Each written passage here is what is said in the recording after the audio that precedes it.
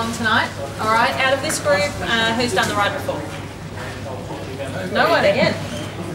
They must have all gone to the same group. I'm doing it on Sunday. All right, we're here to talk to you guys about what you need to wear on your bike and what you need to carry on your bike when you do the ride, and also how we can make you the most comfortable on your bike that you can be, and faster with less effort. Who thinks that sounds like a good idea? All right. So there are a lot of things we can do to make you more comfortable on your bike. Okay. You shouldn't ever have to put up with any pain, pins and needles, soreness, or discomfort on your bike. Okay. If anyone's experiencing those things, please book in for a bike fit with us because we can fix those things. Okay. Is anyone getting pins and needles in their toes when they ride? Okay. Yeah. Is anyone sore on their seat or after maybe an hour or two of riding you need to get up off the saddle and just stretch out, have a little break, get the blood flowing again? We can fix those things, okay? So in relation to pins and needles in your toes, these things are related to your posture on the bike, how you pedal, and the shoes that you're wearing, okay? Is everyone here clipping into their pedals? Is anyone not clipping into their pedals? Alright, cool. So in relation to clipping into your pedals, okay, you can get more power out of getting a shoe with a carbon sole. Okay, these are very stiff, so they don't flex, which means that you're going to get more power down straight away. Alright. The type of pedals that you have can also give you more power. Alright, the look pedals that we've got here have a greater surface area between the cleat and the pedal, so that will give you more power on your bike straight away. Okay, where your cleats are aligned on the bottom of your shoes is one of the biggest factors. Alright, when you come in, we're going to check your cleats to make sure they're in the right spot. If you're already using look pedals, then we have the ability to align the cleats correctly electronically. So we've got electronic look pedals here, which allow us to measure your degree of float and variance when you naturally pedal. Okay? So then that will allow us to adjust your cleats exactly to the right settings.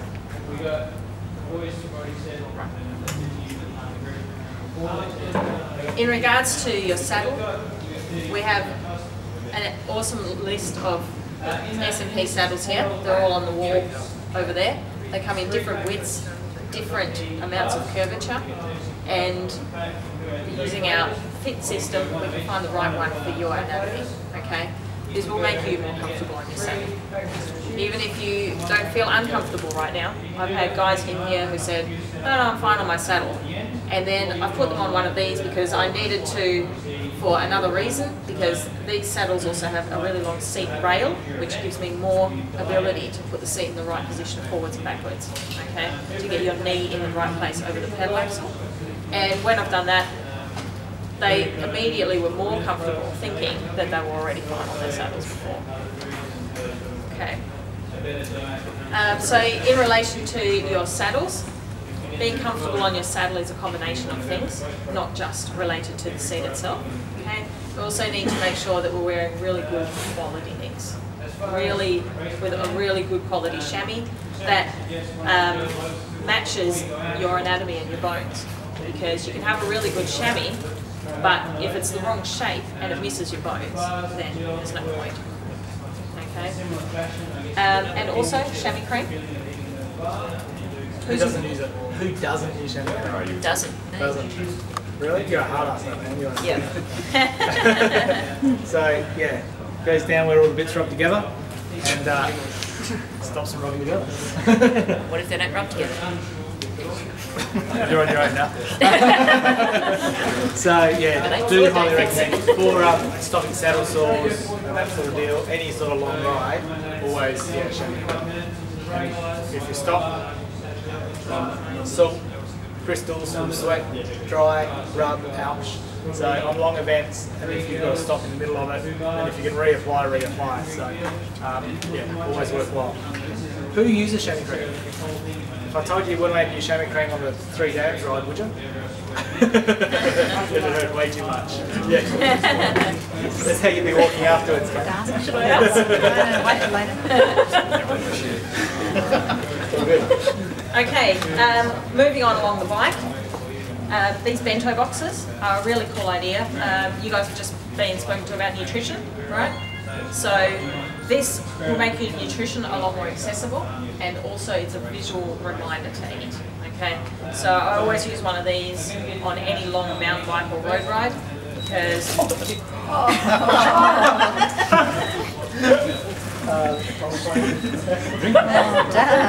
it wasn't stuff. Can't take it anyway. So we can keep our gels and our bars in here, and I usually break my bars down into bite-sized chunks beforehand, so I can see them there. I'm like, yep, I need to eat with that, and I'm not messing around in my back pockets, especially on the road with traffic. You know, it just takes one more thing out of it, and just means that you keep your blood sugars up more easily. Okay, so these are really cool. So when you guys come in here, we're going to put your bike on the wind trainer when you come in for a bike fit, and we're going to film you on our cameras, and that's going to come into our computer software over here, so we can measure the exact angles under your heel, behind your knee, and around your trunk angle, and we can adjust your seat height fore and aft, and then we're going to have a look at your handlebar height and your overall length on the bike, and make sure we get all those things into the right parameters. Okay, so if you're getting a sore neck and shoulders or pins and needles in your hands at all, these are things we can fix. Okay, you don't have to put up with these things on your bike.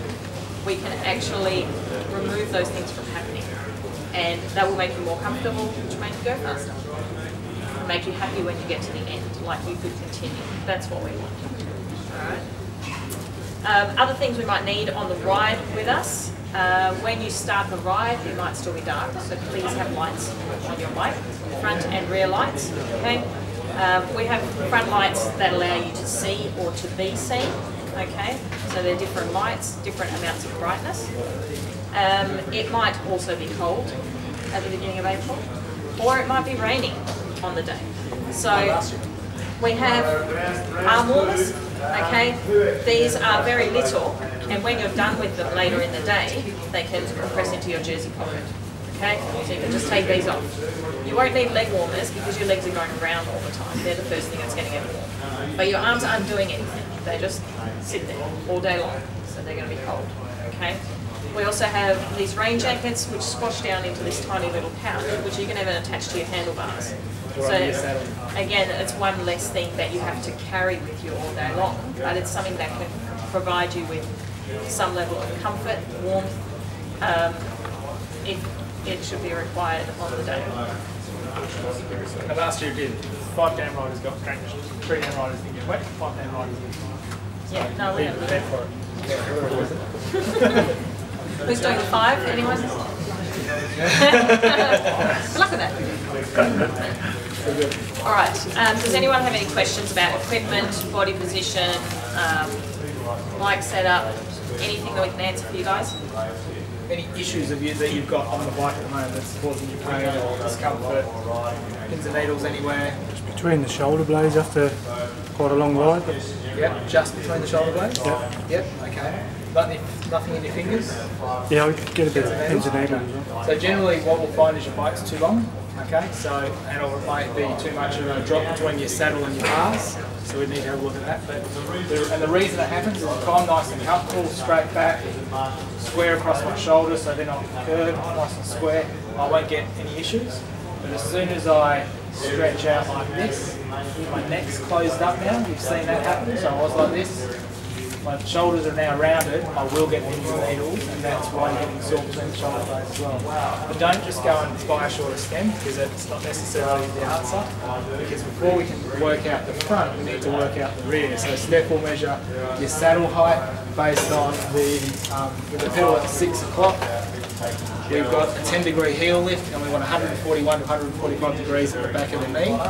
And then that will get our saddle height right, and then for our saddle fore and aft, with the pedal at 3 o'clock, we want our knee to be 1 to 2 centimetres in front of the axle of the pedal. So then we've got the rear. But we can't sort the front till we get the rear right. So we get the rear right, we're going to know that we've got the right power down and get it sorted that on that side. So then we can start looking at how long is the bike and is the bike the right length. We don't always give people good news. Sometimes we tell them they have the wrong size bike, don't we, Karen? That's right, we do give therapy afterwards. And we can then adjust, because all bikes are built for a certain size. Mr. Joe average, Mrs. Joe average, whatever it might be. But we are all totally different proportions. Legs, bodies, arms, the whole lot, okay? I'm like a dinosaur, long legs, short body, even short arms.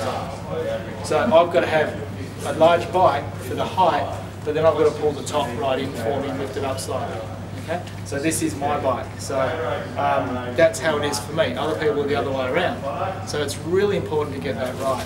And that's how we can then make sure that you are comfortable. If you've got issues, we get them fixed. I know there's a few people who had bike fits with us. Who's had a bike fit with us? Cool. All good? Everyone's happy? And it makes a huge difference. So just sorry. And you bike it. Sometimes you get bad news, but it's much better to know if it is right. And if you can't, like if you can't go for the new bike, that's fine. We'll get it the best that we can. But it's much better that you know where it should be and how it should be, and then you can go forward from there. Okay, so it's really important to get a bike fit done. So the bike fits go for 2 hours. Give or take a bit, $195. If you, we did similar sort of setup for Ridecom Cancer last year, and all our bike fit, our 30 bike fit sessions got booked on the night. So if you want to get a bike fit, get it booked in tonight. And when you book it in, for everything that you buy, if you need anything, saddles, stamp, bars, whatever it might be, then you'll get 15% off when you actually buy them and you get your fit done. Okay, does that make sense?